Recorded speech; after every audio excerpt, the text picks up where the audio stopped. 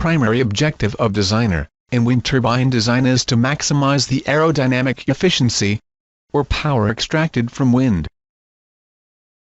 But this objective should be met by well satisfying mechanical strength criteria and economical aspects. In this video we will see impact of number of blades, blade shape, blade length, and tower height on wind turbine design.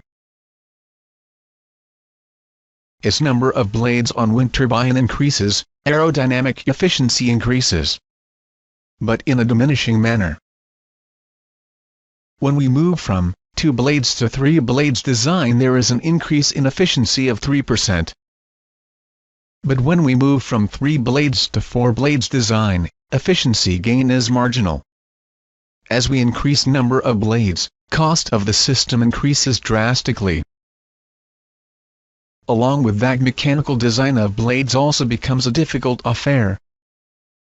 With more number of blades, blades should be thinner to be aerodynamically efficient. But blades with thinner portion at root may not withstand bending stress induced due to axial wind loads. So generally wind turbines with 3 blades, which can accommodate a thicker root, are used. The next big factor affecting performance of wind turbine is shape and orientation of blade cross-section.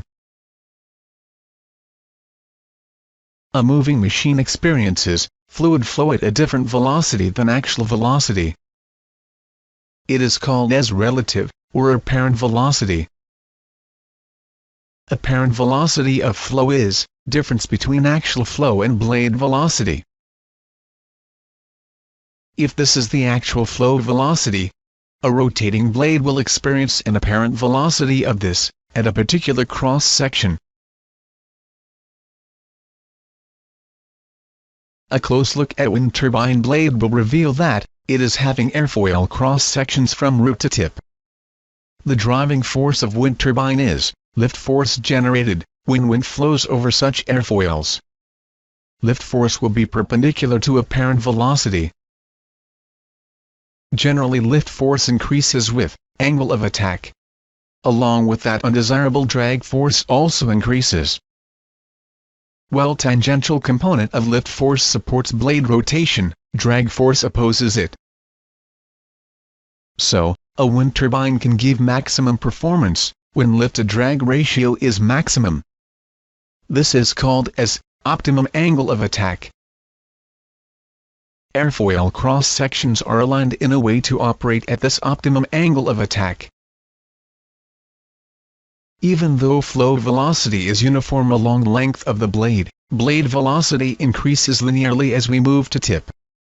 So angle and magnitude of relative velocity of wind varies along length of the blade. Apparent velocity becomes more aligned to core direction as we move to tip.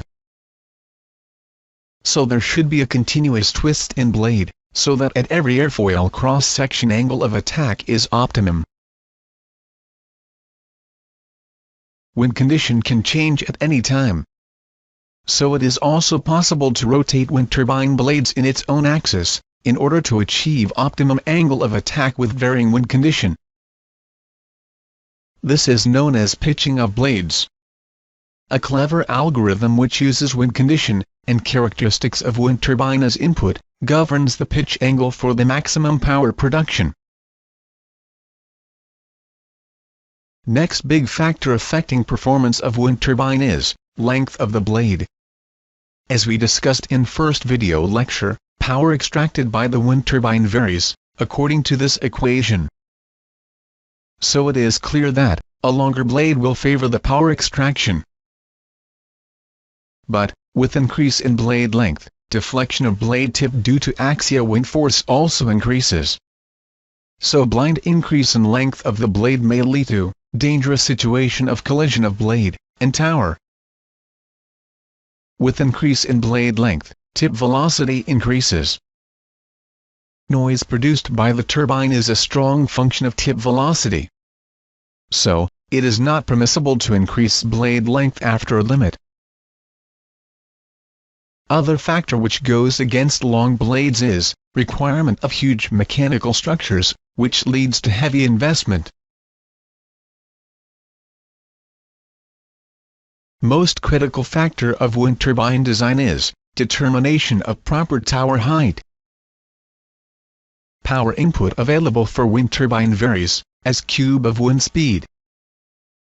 So a small change in wind speed will have huge effect on power production. A typical wind speed increase from ground level is shown in figure. So, from power extraction point of view, it is desired to have tower height as high as possible. But difficulty in road transportation and structural design problems put a limit on maximum tower heights possible. Hope you got a good introduction to design aspects of wind turbines. Thank you.